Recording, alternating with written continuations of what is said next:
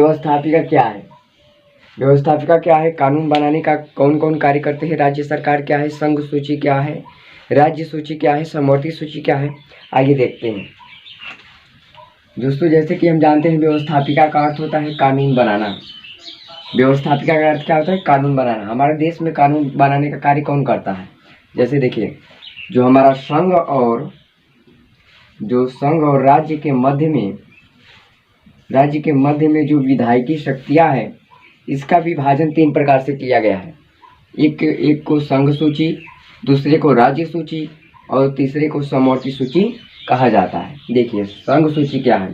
संघ सूची में जो है, संघ सूची के अंतर्गत जो है कानून बनाने का अधिकार केवल संसद को ही होता है, इसलिए इसे संघ सूची कहा जाता है।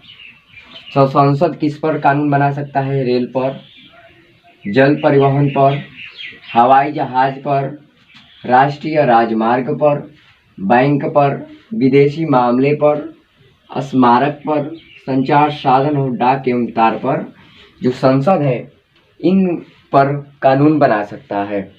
इसके बाद देखिए दूसरा जो हमारा सूची है वह है राज्य सूची। राज्य सूची का मतलब है कि केवल इस पर क्या राज्य ही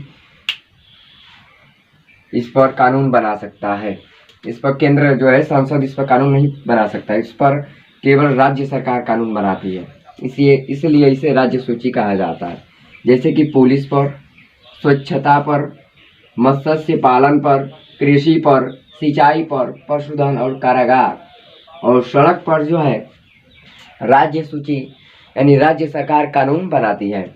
इसके बाद आता है समवर्ती सूची। क्या आता है? समवर्ती सूची।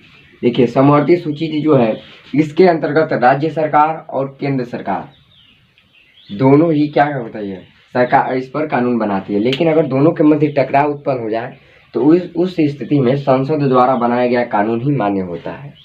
यानी जो समवर्ती सूची है इस पर राज्य सरकार और संघ सूची दोनों कानून बना सकते हैं। जैसे कि चिकित्सा है, वन है, विवाह है, समाचार पत्र है, पुस्तकें, शिक्षा फेमस क्वेश्चन है।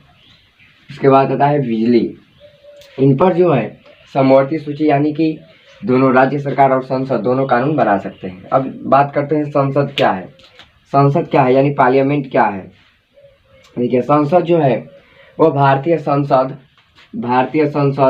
राष्ट्रपति और राज्यसभा और लोकसभा को मिलकर संसद का निर्माण होता है। ठीक है। अब देखिए राष्ट्रपति क्या है। देखिए राष्ट्रपति जो है अगर कोई व्यक्ति को मृत्यु का दंड दिया गया है तो उस स्थिति में राष्ट्रपति उसे मृत्यु दंड को क्षमा कर सकता है, उसमें उसे वह अधिकार दिया गया है। इसके बाद देखिए राष्ट्रपति बनने के लिए जो है 5 राष्ट्रपति का जो कार्यकाल होता है वह 5 वर्ष के लिए होता है। अब देखिए राष्ट्रपति बनने के लिए आपका आयु जो है 35 वर्ष होना चाहिए। अब भारत के नागरिक होने चाहिए, पागल और दिवालिका नहीं होना चाहिए। अब देखिए जो राष्ट्रपति अगर ये अपना कार्य से त्यागपत्र देना चाहता है तो यह राष्ट्रपति अपना त्यागपत्र उपराष्ट्रपति को देता है। उसके बाद आता है राज्यसभा। देखिए वर्तमान में अगर बात करें राज्यसभा में सदस्यों की संख्या तो 245 है और इसमें जो है 12 सदस्य ऐसे होते हैं जो राष्ट्रपति द्वारा मनोनीत किए जाते हैं। और राज्यसभा की जो आयु है, अगर आप राज्यसभा बनना चाहते हैं, राज्यसभा के सदस्य बनना चाहते हैं तो आपका जो आयु होता है वह 30 वर्ष पूरे होने चाहिए। और राज्यसभा में अधिकतम सदस्यों की संख्या 250 होता है। राज्यसभा को उच्च सदन के नाम से जाना जाता है। राज्यसभा का कार्यकाल 6 वर्ष के लिए होता है। कितने वर्ष के लिए होता है? राज्यसभा का कार्यकाल 6 वर्ष के लिए होता है।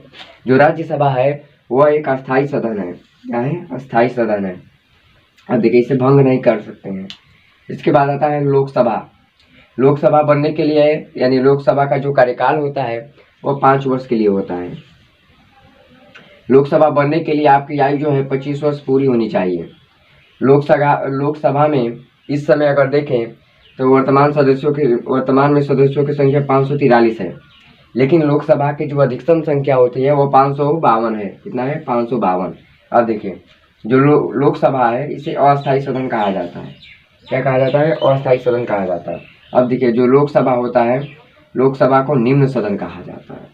तो दोस्तों, हमने इस वीडियो में संसद के अंग और व्यवस्थापिका यानी कानून बनाना और जो है हमारे देश में किस प्रकार से कौन कौन कानून बनाते हैं, कौन कौन सूचियाँ है, संघ सूची, राज्य सूची और समवर्ती सूची के बारे में हमने